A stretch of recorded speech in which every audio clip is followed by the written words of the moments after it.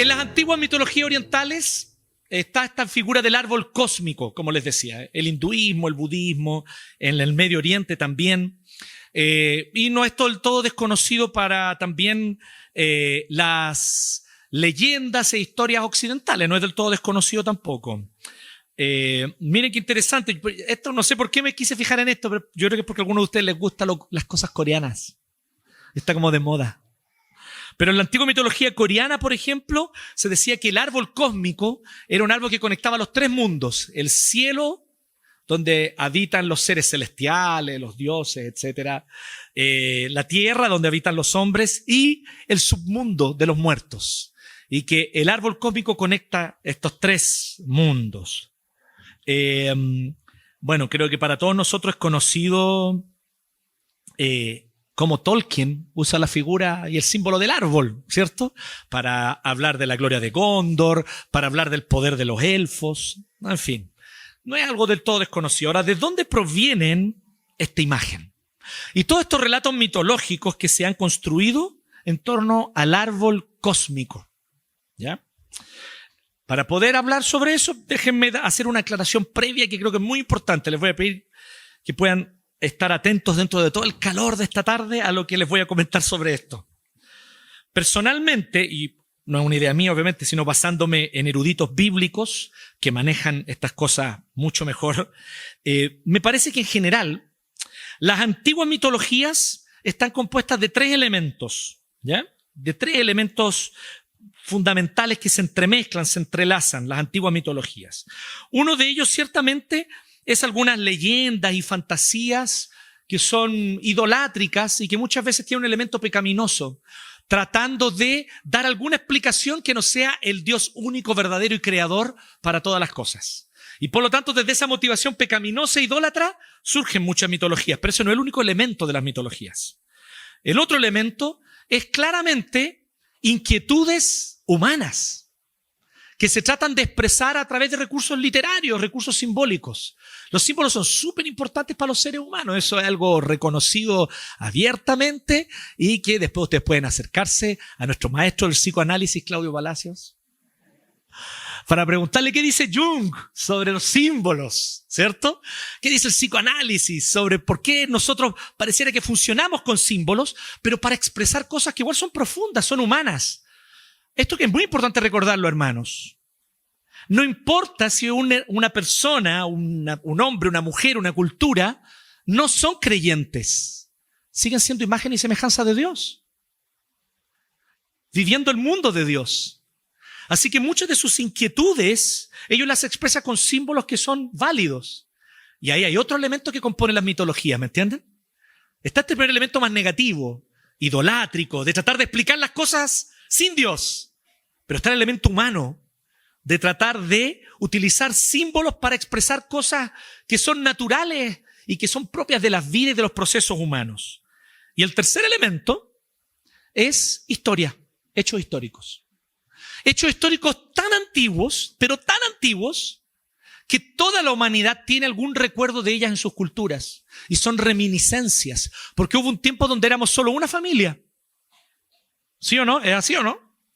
De Adán y su mujer primero, y después de nuevo de Noé y sus hijos. ¿Me entienden? Entonces estos hechos históricos quedaron allí. Estas tres cosas se entremezclan y se construyen mitologías. Obviamente nuestra convicción como cristianos es, bueno, ¿y cómo distinguir una cosa de la otra? Para eso Dios nos dejó la Biblia, que es su palabra infalible y no es una mitología, sino que es la palabra de Dios, la autorrevelación del Dios verdadero, que se ha revelado en la historia para mostrarnos sus propósitos para la historia y para el mundo. Es la palabra de Dios inspirada por el Espíritu Santo, fiel, infalible y que nos revela la verdad de cómo las cosas ocurrieron. Pero evidentemente eso nunca hay que dejar de tenerlo en consideración, y aquí de ustedes que han estudiado más la doctrina lo saben. La Biblia tiene distintos géneros literarios y no todo es narrativa histórica. Y hay también otros géneros literarios que también hace uso de los símbolos de los que hablábamos recién para decir cosas que sin embargo son siempre verdad, fieles y confiables. La Biblia es única. No hay relato que explique el mundo comparable a la Escritura, a la palabra del Señor. Esa es nuestra convicción como creyentes, ¿cierto? Entonces, desde esta posición clara e irrenunciable, miramos la mitología y decimos, ya, pero algo de verdad puede haber. ¿Cómo pasarla por el filtro? ¿Y cuál es el filtro? El filtro es la palabra de Dios, es la Biblia. Y pasándola por el filtro podemos nosotros distinguir algunas cosas muy interesantes. Teniéndolo recién explicado en consideración, por lo tanto, yo pienso que esta idea del árbol cósmico proviene de un árbol histórico. El árbol de la vida, que estaba en el medio del huerto del Edén, dice Génesis. Y nuestros primeros padres lo conocieron. Y le contaron de esto a sus hijos y sus hijos a sus hijos. Y esta idea del árbol después quedó en las mitologías por causa de la caída, obviamente. Terminó muchas veces siendo idolatrado. Pero es una cosa que está allí, es un objeto, ¿cierto?, que está allí en el jardín. De hecho, la visión bíblica del Edén es que en ese jardín, y esto es interesante, la visión bíblica del Edén es que el jardín del Edén es el lugar donde se encuentran el cielo y la tierra. Allí el cielo y la tierra estaban totalmente unidos, intercambiando uno con otro. Los seres celestiales caminaban ahí con los seres humanos y con las bestias del campo. El jardín del Edén era donde estaban unidos el cielo y la tierra. El mundo espiritual con este mundo natural en el que nosotros vivimos. Lo interesante es esto, es que al mirar, bueno, ustedes saben lo que pasó. Por nuestra desobediencia fuimos expulsados del huerto. Y ahora vivimos una especie de desierto espiritual. Este es el mundo caído en el que vivimos, que en mayor o menor medida es un tipo de desierto. Y donde muchas veces el mundo espiritual no nos es evidente, aunque está aquí. Pero no es evidente porque no está unido. Y las mitologías y las civilizaciones antiguas siempre quisieron llegar al cielo. Por el esfuerzo humano, llegar al cielo. Lo maravilloso es que Dios en Cristo, Él acercó el cielo a nosotros. Él vino para estar con nosotros. Y la Biblia tiene varias cosas bien explícitas sobre eso. Dice, por ejemplo, que Jesús es la escalera de Jacob. Porque Jacob vio en un momento una escalera que unía el cielo con la tierra y por donde subían y descendían seres celestiales. Y en el Nuevo Testamento, Jesús se compara a sí mismo con la escalera de Jacob. ¿Sabían eso, no? Algunos dicen la primera escalera mecánica que alguien vio. No sabemos si era mecánica o no, pero dice que descendían y bajaban así como tan rápido, tal vez. Lo interesante es que al mirar el final de la Biblia, Apocalipsis 21 y 22, ¿qué es lo que nos revela ahí? ¿Qué es lo que nos muestra en la palabra del Señor en los últimos 2 capítulos del Apocalipsis? Cómo el cielo y la tierra se van a volver a unir. E incluso hace la comparación con un matrimonio, una boda. Se casan el cielo y la tierra y se vuelven a estar unidos. Y toda la creación va a estar llena de la gloria de Dios. Y nosotros vamos a habitar con el Señor en esa nueva creación. Y adivinen qué es lo que está allí. Léalo en Apocalipsis 21 y 22 lo describe. ¿Qué está allí en esa nueva creación? De nuevo vuelve a aparecer. El árbol de la vida. Está ahí. Dice que crecía a los 2 lados de un río que salía del trono de Dios. Y dice que daba 12 frutos, uno cada mes del año. ¿Qué significa eso? Abundancia. Abundancia. Nos falta bienes para los que habitan esa nueva creación. No hay escasez. No va a haber pobreza. ¿Me siguen o no? ¿Sí? Y dice que sus hojas pueden sanar a las naciones. Sanarlas. Eliminar del mundo el dolor, la injusticia, la corrupción, el pecado, el sufrimiento. Bueno, acabamos de leer nosotros un relato en primera persona del mismísimo Nabucodonosor. Nabucco le vamos a poner también, ¿cierto? Como Verdi, como la ópera de Verdi. Nabucco, en el cual él cuenta una experiencia que él tuvo con el orgullo, con la humillación y con la necesidad de reconocer al único Dios verdadero. Lo interesante es que este es un relato donde la imagen del árbol cósmico es central. ¿Se fijaron en eso, no? Está esta imagen del árbol cósmico. Un árbol que se eleva por sobre la tierra y desde todos los confines de la tierra se puede ver y que une el cielo con la tierra. No es muy original el sueño de Nabucodonosor.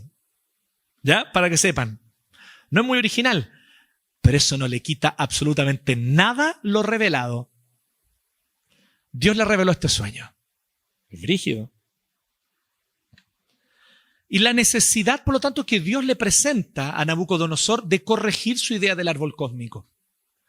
Porque Nabucodonosor pensaba y sentía, y Daniel le da la razón hasta cierto punto, le dice que hasta cierto sentido es así, que él era el árbol cósmico. Pero no era exactamente así también por otro lado. Sí, eso es lo maravilloso de los símbolos, ¿cierto? Aquellos de ustedes que son ingenieriles, nuestro hermano acá recibe su título de ingeniero, ¿cierto? Y que son más de las ciencias exactas, a veces tal vez esta cosa de los símbolos los vuelve locos. Pero ¿cómo? Eso no es. Esa es la gracia de los símbolos y de la literatura, que tiene esa diversidad y esa forma de poder mirarlo desde distintos ángulos para darnos una visión más rica, ¿sí? Ahí generalmente aquí de ustedes que vienen del mundo de las artes no les cuesta mucho entender esto, ¿cierto? Y como que conectan fácil con los símbolos. Bueno, les voy a pedir a los que vienen de las ciencias exactas que hagan su esfuerzo porque vale la pena. Realmente aquí no es una cosa única, exacta. En un cierto sentido, sí, Nabucodonosor era como el árbol cósmico, ya vamos a ver por qué. Pero en otro sentido, no es nada como árbol cósmico. Y ese fue justamente el punto de su humillación. Exploremos un poquito el relato, ¿les parece? Si están con su Biblia allí, pueden acompañar y tal vez nuestro querido Abraham nos puede ayudar ahí, que está con la, ¿cierto? Nos puede ayudar con el texto. Echemos una mirada a los versos, desde el verso 3 en adelante, porque primero hay como una introducción. Pero vamos al 3. Se nos rompe un esquema evangélico aquí. Vimos del 3 al 18 el sueño de Nabucodonosor. ¿Cómo está este relato? Está en primera persona. Es Nabucodonosor mismo contando algo que le pasó. Y aquí viene la duda. ¿Y por qué eso no quedó registrado en los registros de Babilonia? ¿Y por qué no hay unas tablas de arcilla ahí contando esto y la pura Biblia lo dice? Y empieza la suspicacia con relación a la historicidad de la Biblia. Vamos a hablar sobre eso. Pero miren, se nos rompe un esquema evangélico al tiro. ¿Dios puede revelar cosas a personas que no son creyentes? Claramente sí. Yo pensaba que Dios solo le hablaba a los espirituales. Obviamente está esa idea evangélica, ¿no? Que Dios solo le habla a los creyentes. Pero no a cualquier creyente, po. A la hermana que ayuna y ora. A esa hermana, a esa le habla. A esa que se va al monte sola a orar por 3 días. A esa. Y esto es un prejuicio evangélico. Según la Biblia, cuando Dios quiere revelarlo algo a alguien, lo hace. No pide permiso. No viene y dice así, ya a ver, para que no se ofendan los evangélicos. Esto no se lo voy a... No piensa eso Dios. ¿Por qué? Porque el Señor está llevando a cabo un plan que es total, que es cósmico, que abarca toda la historia, todo el mundo y a todas las personas, ¿sí o no? ¿O usted de los que cree que Dios es un Dios tribal? El diosecillo de los cristianos nomás. No, pues. Dios no es un Dios tribal. Es el Señor del universo, el Rey de todos, de los que creen y de los que no creen en Él. Y, por lo tanto, a alguien de gran influencia y cuyas decisiones afectan a miles de personas, Dios podría revelarle a alguien, a ese alguien, justamente para cuidar el bien común. Incluso, ¿por qué no decirlo?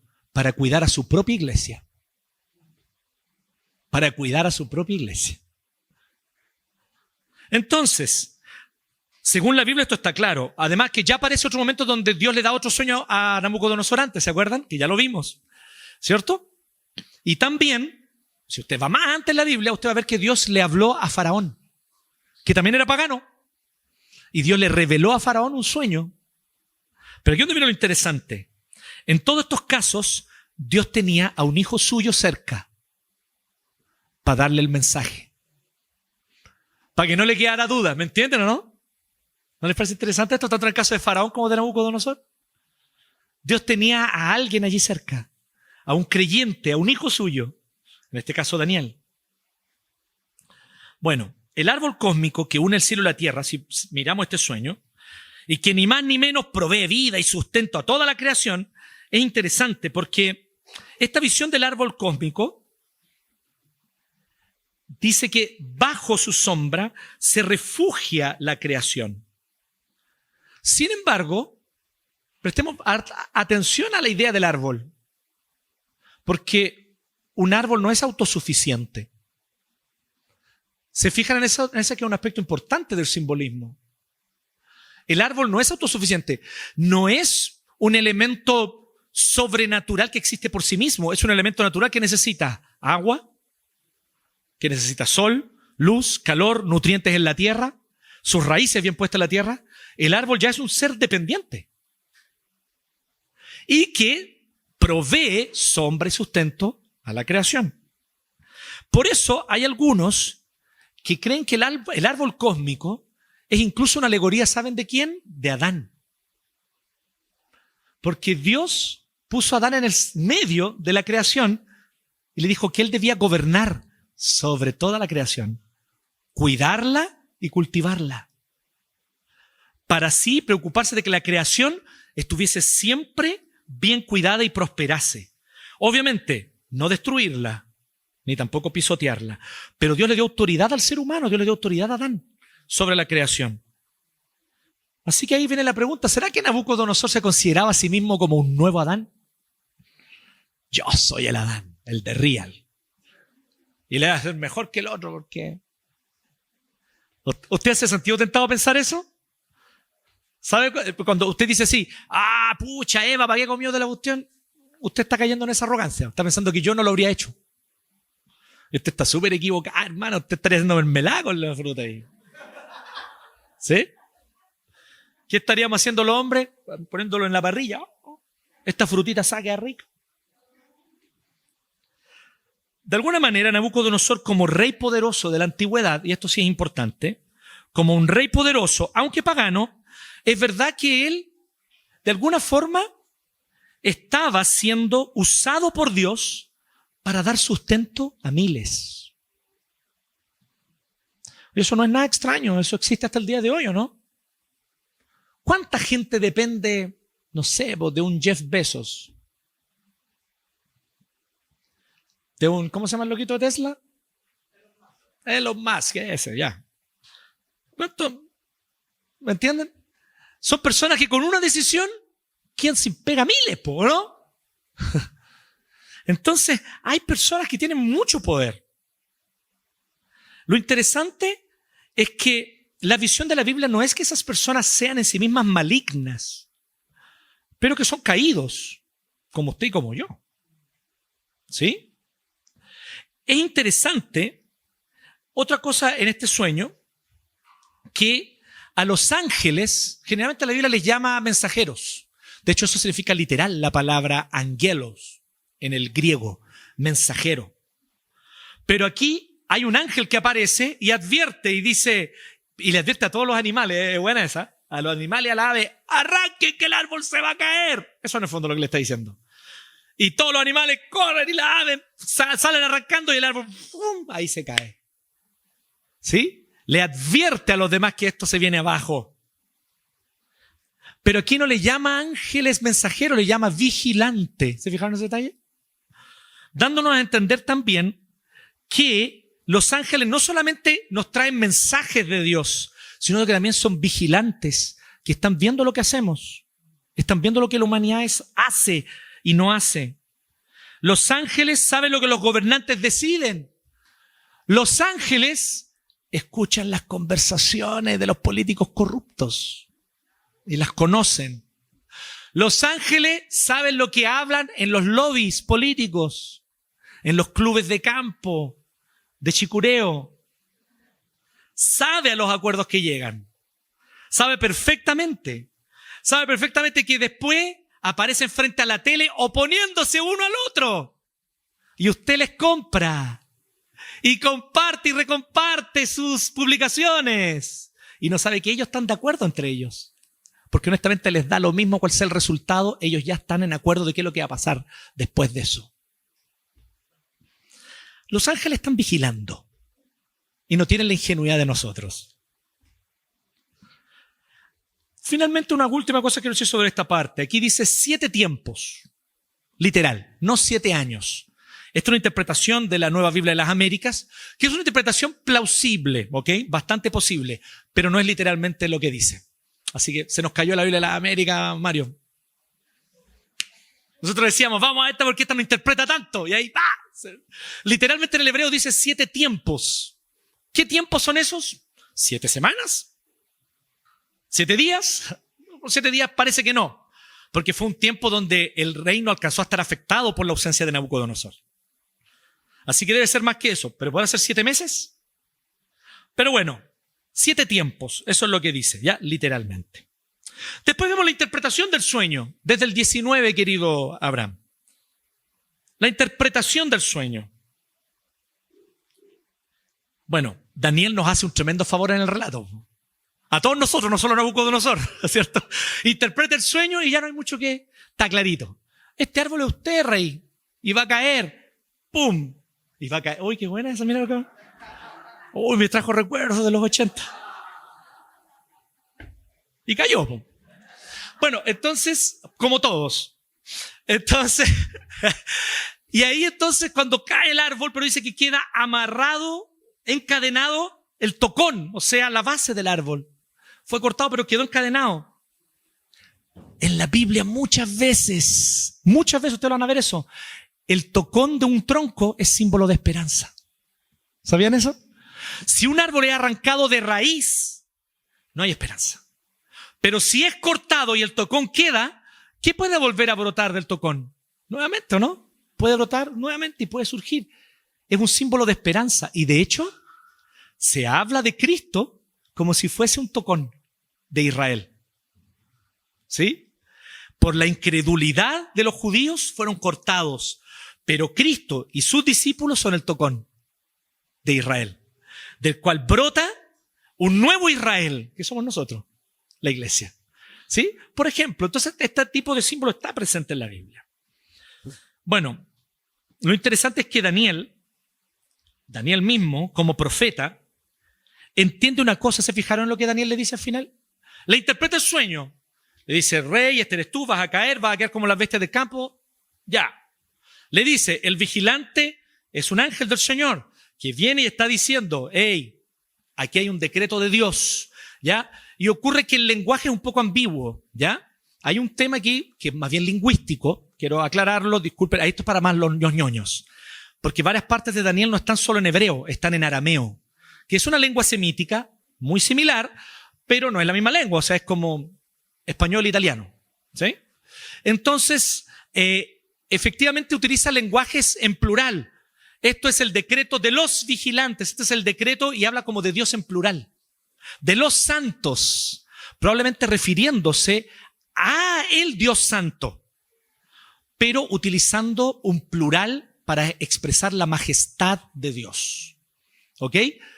No porque necesariamente sea con una visión politeísta, pero otros intérpretes, y ahí es donde están los traductores de la NBLA, consideraron que muy probablemente al ser Nabucodonosor el que está hablando, él se está refiriendo en un sentido plural porque él sí era politeísta. Entonces queda un poquito la duda, ¿ok? Pero independiente de eso, Nabucodonosor tal vez estaba equivocado pensando que era una pluralidad de dioses, pero ciertamente Dios hizo este decreto. ¿Y qué es lo interesante? Que lo que Daniel le dice no es un oráculo griego. Tomen nota de esto, esto es muy importante en las profecías bíblicas. No son oráculos griegos. ¿Qué es un oráculo griego? Es fatídico. El oráculo habló, va a ocurrir exactamente lo que dijo. Y no lo puedes evitar. Es más, lo que tú hagas para evitarlo va a hacer que ocurra. Edipo Rey, ¿o no? ¿Se acuerdan? Ahí, para los mañoños, ¿se acuerdan? Ya.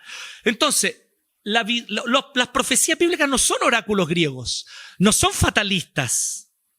Son advertencias para llamar al arrepentimiento. Los que ya han leído la Biblia, ¿se acuerdan, por ejemplo, del profeta Jonás? ¿Por qué él no quería ir a llamar al arrepentimiento y hablar de los pecados de Nínive, una ciudad pagana? Él mismo lo dice al final. Porque yo sé que tú, Señor, eres misericordioso y si ellos se arrepentían, tú lo ibas a perdonar. Jonás no quería que se arrepintieran porque odiaba a los ninivitas. ¿A quién te va a mandar Dios a ti a predicar? Ahí nomás te la dejo. Piénselo. Bueno, es una advertencia, son advertencias las palabras proféticas. Dios reveló algo a Nabucodonosor, sí, pero ¿para qué? Para que él tuviese tiempo de arrepentirse. Y le puso al lado a Daniel, que le dijo, rey, tenga misericordia del pobre. Ese concepto no existía en Babilonia. Babilonia se construía a partir de la lógica del más fuerte gana. Y si alguien es débil, pobre, enfermo, los dioses lo castigaron, por algo será. Bien merecido se lo tiene. ¿Qué va a andar teniendo misericordia del huérfano, la viuda, el pobre, el enfermo? Pero la visión del pueblo de Dios era distinta, ¿no? Y Daniel aprovechó. Dijo, rey, promúlguese un par de leyes ahí. Sí, interesante, Daniel no quiso perder la oportunidad. Cambie eso, arrepiéntase. ¿Cuál fue la respuesta de Nabucodonosor? Vamos al 28, Abraham. Qué terrible, ¿no? Nabucodonosor agradece, adula a Daniel. Gracias, Daniel. Muy medio oriental esto. No se enoja con Daniel, no vemos que eso ocurra. Pero no escucha la advertencia. Dios le dio tiempo a Nabucodonosor para que enmendara sus caminos. Le dio un año entero. Y Nabucodonosor tomó esa paciencia de parte de Dios como oportunidad para relajarse. Probablemente pensando, ya Dios no me va a castigar. Ojalá, chiquillos, que en esta hora cada uno de nosotros tiemble ante las advertencias que Dios ya te ha hecho a ti. ¿Qué advertencias Dios ya te dio? Y tú aún no abandonas ese pecado. Temblemos delante del Señor. Porque sí hay un momento donde la paciencia de Dios se acaba.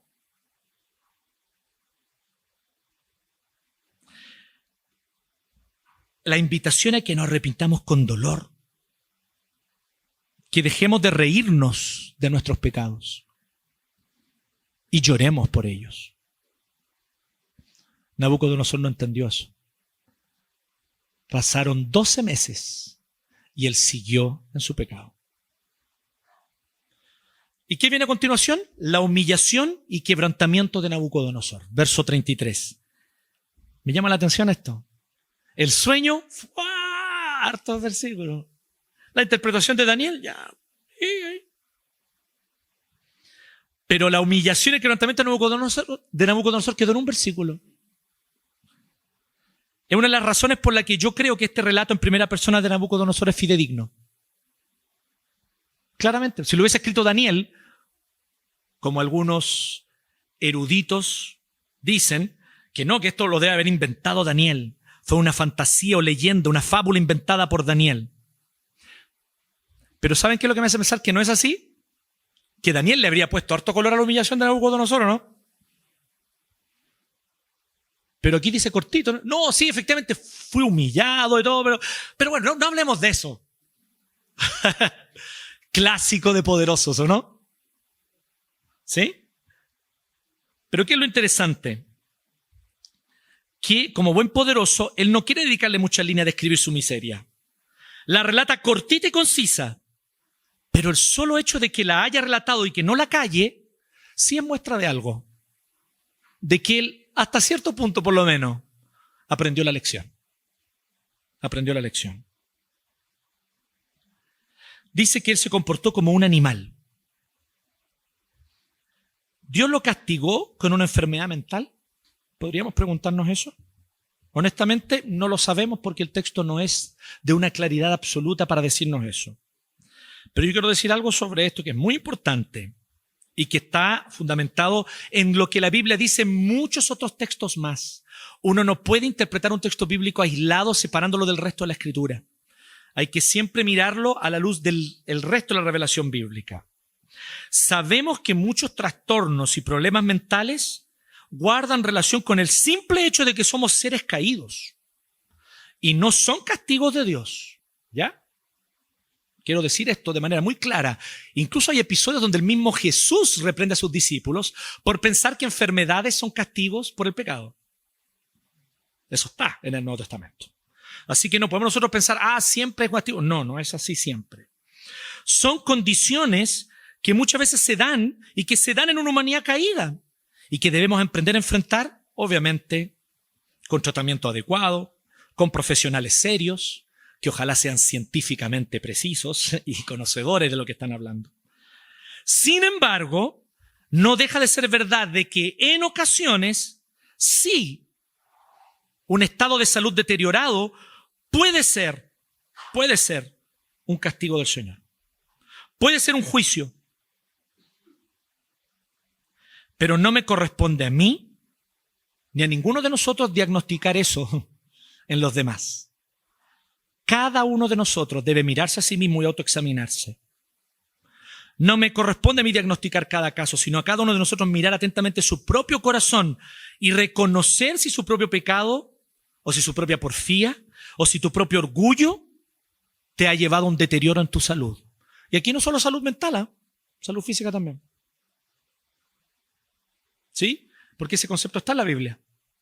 Dice que hay algunos que están enfermos y que si confiesan sus pecados son sanados. Eso está en Santiago. Pero pastor, ¿qué caso es el que...? No tengo idea. Lo que la Biblia me dice es que cada uno sabe de sí mismo. Yo no sé de los demás, yo no sé de ustedes. Pero usted sabe cuando dice, el Señor me está afectando por esto porque no estoy confiando en Él. Usted lo sabe. Usted trate eso con el Señor. Una última cosa que quiero mencionar en cuanto al texto. La declaración de Nabucodonosor, que está al inicio, no necesitamos volver a los versos 1 y 2, pero él parte, ¿cierto?, alabando al Señor y reconociendo que Dios, ¿cierto?, le enseñó algo, parte con eso, y después al final él vuelve a decirlo de nuevo. Y entonces la consecuente restauración de su gloria como rey. Finalmente Nabucodonosor reconoce no solo cuál es su lugar como hombre, como ser humano. Muy importante esto. Él tenía una visión torcida de sí mismo. Yo soy muy importante.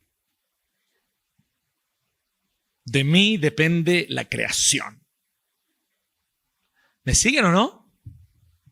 De mí depende el sustento de todos estos pequeñitos seres humanos. ¿Sí? Y tal vez con la mano aquí en el pecho, porque es como señal de poderoso. ¿Sí? Pero, más importante que reconocer su propio lugar también, Nabucodonosor reconoció cuál es el lugar de Dios. Y eso es fundamental. Que Dios es el rey. Dios es el soberano. Dios es el Altísimo. Solo de Él es la gloria. Y Él le da el poder a quien quiere. Lo que tú tienes, mi hermano, lo tienes porque Dios te lo dio. Y el Dios que te lo dio te lo puede quitar. Porque Él es el Señor. Él hace su voluntad. No existe humillación que dignifique más al ser humano que humillarse ante Dios, ante el Creador y el Rey del universo. Algunos cuestionan, como les decía, ¿realmente esto ocurrió? ¿O solo fue una fantasía, alegoría de Daniel? ¿Por qué los registros históricos fuera de la Biblia no mencionan esto? En realidad, ¿saben qué? No es nada extraño este tipo de cosas. ¿Por qué no hay registro de esto? Es interesante que hay varios casos históricos donde personas han reconocido a Dios y los que están a su alrededor no quieren que eso se sepa. Les doy un caso puntual, que yo quedé para adentro cuando lo supe. De hecho, cuando lo escuché, yo dije, esto es mentira. Miren cómo soy yo de pecador. Se lo escuché a un pastor y el pastor contó y yo estaba sentado y dije, no, eso no es verdad. Ay, Señor, perdona los pecados de ese pastor que está diciendo algo que es falso. Farso. Y no era nada falso, hermanos. Hay un relato, hay evidencia de eso, hay registro de eso, pero no se difunde. ¿Saben cuál es? La conversión de Jean-Paul Sartre antes de morir. Veo que varios de ustedes no lo sabían. Uno de los pilares de la filosofía antidios. Y hay varias cosas interesantes que me las compartieron, están disponibles en internet, pero una de ellas es el relato en primera persona de un pastor metodista que vivía, o sea que su iglesia estaba a la vuelta de donde vivía Jean-Paul Sartre. Y él efectivamente dice que él incluso en sus últimos días lo iba a buscar para llevarlo a la iglesia. Sartre en una iglesia. ¿Qué tal? Y uno dice así, pero ese loco hizo todo lo que quiso y blasfemó contra el Señor. Y así es la misericordia de Dios, por hermano. Como la que tuvo contigo. Si no te la mereces tú tampoco. ¿Sí? ¿Qué es lo interesante? Me llama la atención que obviamente el círculo no quiere que eso se difunda. No van a querer que algo como esto se difunda. Entonces, ¿qué tendría de extraño que en un tiempo donde no había internet? No había internet. No había prensa. Y lo único que había, como si fuese prensa en realidad, eran las tablillas de arcilla que el rey mandaba o sus consejeros, cuando ya el rey no se iba a meter en lo de las tablillas, que iban a andar pendiente de tablillas. Entonces sus gobernantes, su hijo que después hereda el trono, hay muchos intereses aquí. Así que a mí no me parece nada de extraño que esto hubiese quedado registrado en la Escritura, no siendo algo, o siendo algo que no quedó difundido en otros lados. Veamos algunas aplicaciones, si me lo permiten.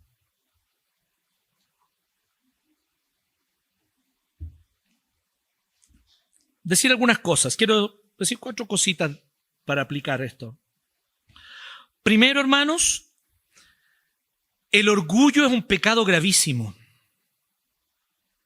pero lamentablemente muy poco abordado, poco entendido y poco confrontado en nuestros días.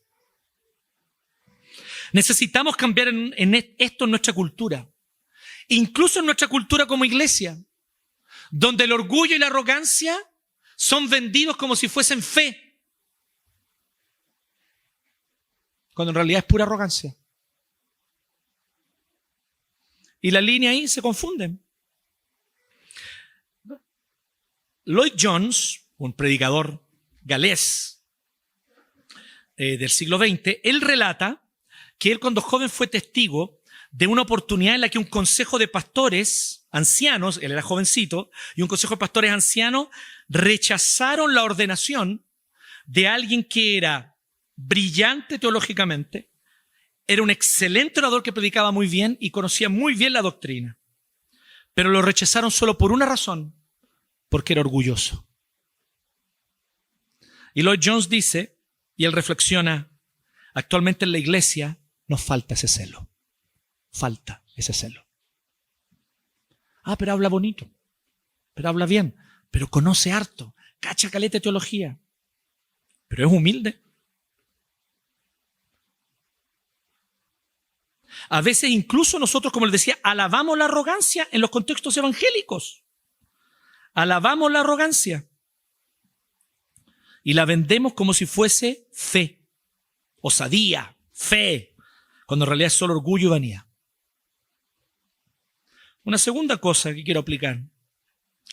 El quebranto y el sufrimiento, te lo vuelvo a decir, el quebranto y el sufrimiento pueden ser la mayor bendición de nuestra vida. Yo sé que no nos gusta pensar esto, yo tengo que ser honesto con ustedes, a mí tampoco me gusta exponerlo, pero es una verdad escritural. Al menos por 2 razones. Primero, porque solo a través del sufrimiento comenzamos a apreciar lo que es verdaderamente valioso. ¿Se han dado cuenta de eso? Y que la mayoría de las veces vivimos la vida sin darle valor. ¿Y qué tiene que ocurrir? Un quebrantamiento. Para que ahí nos demos cuenta, ¡ay, qué valioso es esto! ¡Qué precioso es esto! ¡Qué hermoso! ¡Qué bueno! La naturaleza humana caída es tal que necesitamos perder la salud para comenzar a apreciar el cuerpo. Tenemos que perder un ser querido para darnos cuenta de cuánto lo amábamos. O perder a la familia para darnos cuenta cuán importante es para nosotros y que vale más que cuánto podemos ganar. Muy relacionado también, son como 2 caras de la misma moneda, ¿no? El sufrimiento y el quebrantamiento pueden ser la mayor bendición de nuestra vida también por un segundo motivo. Porque solo mediante el sufrimiento podemos dejar de amar a nuestros ídolos. Muchas veces es la manera de dejar de amar a los ídolos destructivos. Amores destructivos.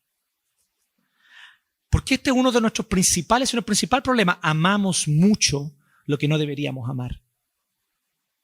Y amamos poco a aquel que deberíamos amar sobre todas las cosas. Amamos tanto nuestra influencia, amamos nuestro bienestar personal, amamos nuestro éxito, nuestra reputación, el buen nombre que tenemos ante los demás. Amamos demasiado lo que no deberíamos amar tanto. Y el Señor, para liberarnos de estos ídolos destructivos, permite el sufrimiento. Dios es un Dios celoso. celoso. Dios siente celos. Y Dios puede sentir celos porque Dios sí es dueño nuestro. Usted no puede sentir celos porque usted no es dueño de nadie. ¿Me entiendo, no? Por eso en el ser humano es pecado eso. Pero en Dios no es pecado. Porque Dios sí es dueño nuestro.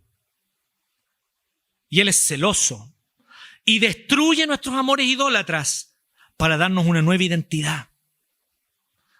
Donde verdaderamente seamos libres, plenos y vivamos el gozo a pesar de las circunstancias.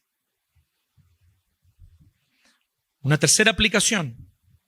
La restauración solo viene para quienes se humillan y reconocen al único Dios todopoderoso. ¿Han oído estas frases? Humíllense bajo la poderosa mano de Dios y serán exaltados. O todo el que se exalta será humillado, pero el que se humilla será exaltado. O esta otra frase, Dios habita con el quebrantado de corazón y con el humilde de espíritu. ¿Quién dijo eso? No fue un coaching de pacotilla. Lo dijo Dios mismo en su palabra. Son promesas de Dios que, como toda promesa de Dios, no fallan. Son descripciones fieles de la realidad espiritual que vivimos. ¿Cómo está hoy tu humillación, mi hermana? ¿Cómo está ahí tu humillación, mi hermano? Tu disposición a humillarte. En cuarto lugar,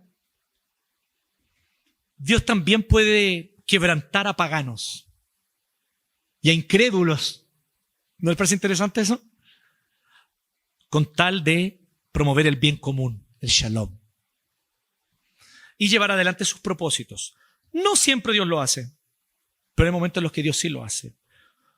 Lo que Dios hizo con Nabucodonosor es una muestra de cómo Dios no solo puede usar gobernantes impíos y paganos, que Dios puede, sino también que Dios oye el clamor de quienes sufren injusticia y opresión, y por eso quebranta a los poderosos. Lo que se entiende, tanto a la luz del relato bíblico de Daniel, como también a lo largo de lo que uno ve con los datos históricos, es que el reinado de Nabucodonosor fue restaurado a su gloria, pero no duró mucho más después de esto. Y aunque no duró mucho su reinado después de esto, ciertamente Nabucodonosor nunca más fue el mismo. Ahora, ¿se convirtió Nabucodonosor? ¿Lo encontraremos en el cielo? No lo sé.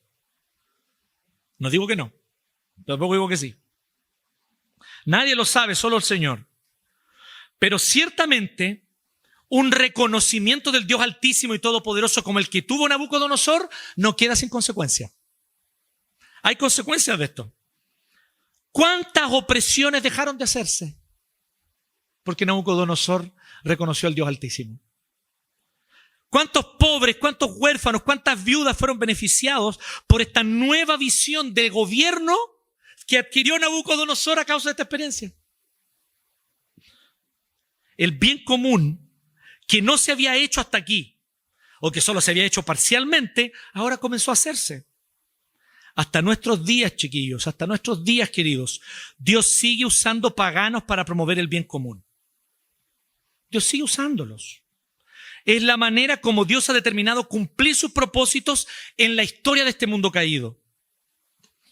Por eso, la lógica que hoy día está muy presente en el mundo evangélico, esta lógica simplona de batalla cultural, vote por el que es cristiano, sin duda alguna simplifica al extremo unas cosas que no es bíblica. Esta lógica de batalla cultural no siempre es la más adecuada, porque la Biblia no nos habla de una batalla cultural, la Biblia nos habla de una batalla espiritual, y no son lo mismo. No son lo mismo. En algunos casos, efectivamente, manifiesta aspectos culturales esta batalla espiritual. Pero no significa que la batalla es en sí misma cultural. Por ejemplo, Algunos cristianos sienten que están obligados a posicionarse a favor de una postura o de otra. Algunos dicen, tengo que posicionarme con el progresismo, porque así se promueven más derechos a los desfavorecidos, que es un valor cristiano. Pero otros dicen, no, tengo que posicionarme con el conservadurismo, porque así se promueve la ética y la moralidad que Dios diseñó, que son éticas cristianas. Pero no me parece que esa forma simplona de ver las cosas sea la adecuada para nosotros. La batalla es más profunda, hermanos, no es solo cultural, es espiritual.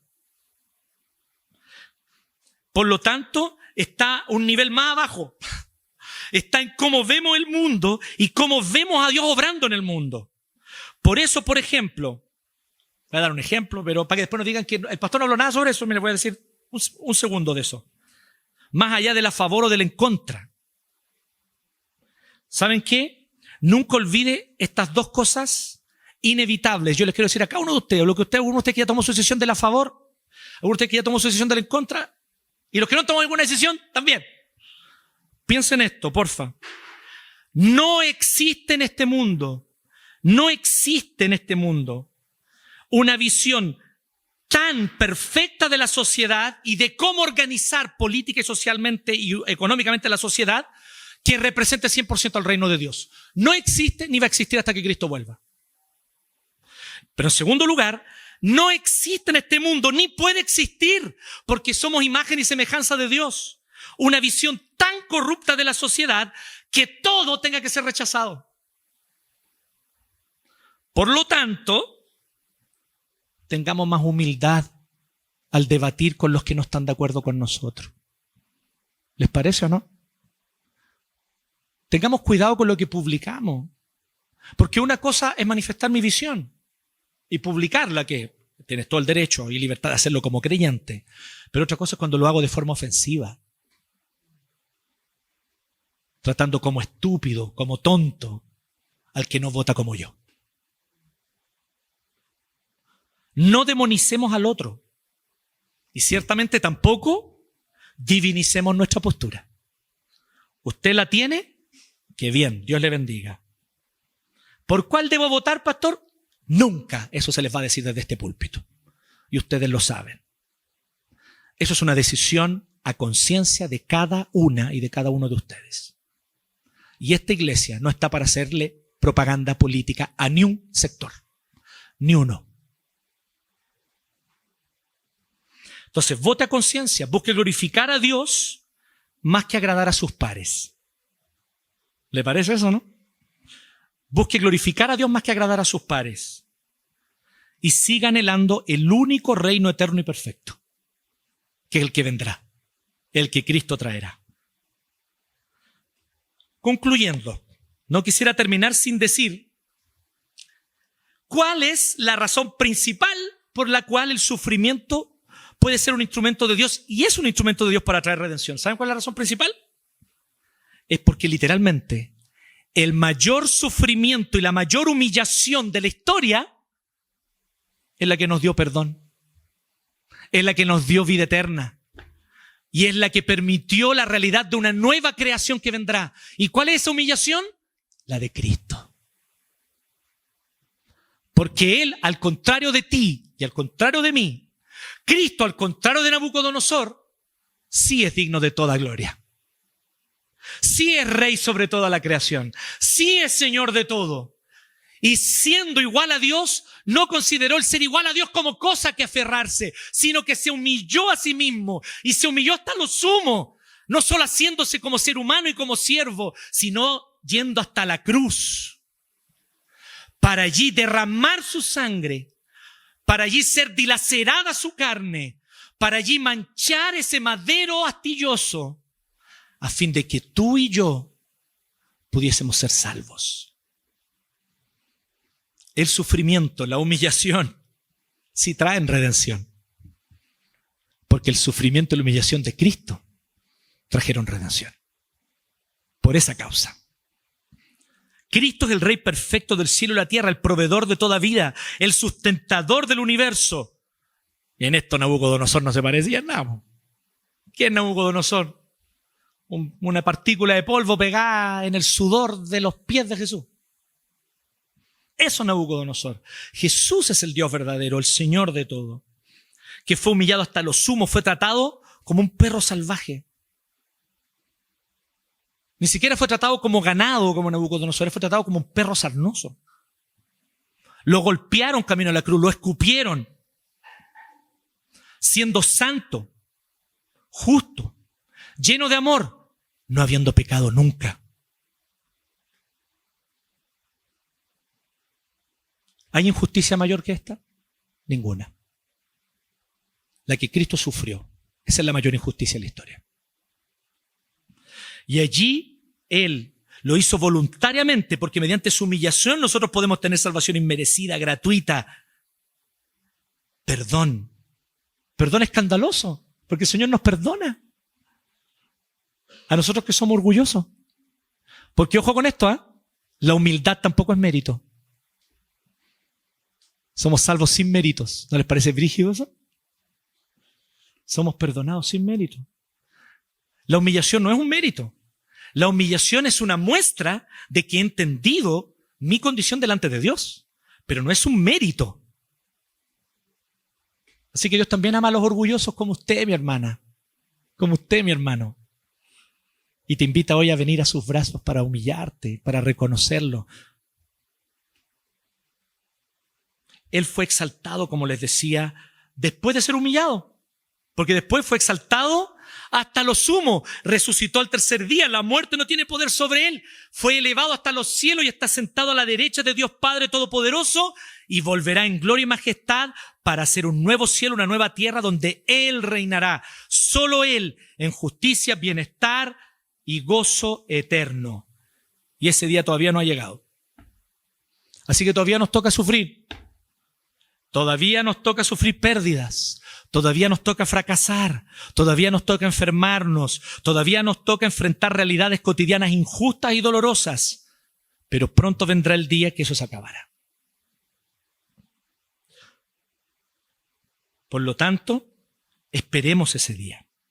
En el Apocalipsis, efectivamente, la visión de la vida eterna, como les decía, muestra que está el árbol de la vida allí presente, pero el árbol de la vida no es el centro de la nueva creación. Si usted ve Apocalipsis 21 y 22, ¿sabe qué es lo que es el centro de la nueva creación? El trono de Cristo.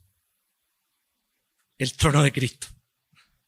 El árbol de la vida no es el centro, es el trono de Cristo. El que está al centro de la nueva creación, sentado en su trono, y desde quien fluye vida, fluye el río que le permite al árbol de la vida tener agua, fluye desde Cristo. Porque Cristo es el verdadero y definitivo y mucho mejor árbol cósmico. Es mucho mejor que cualquier árbol cósmico.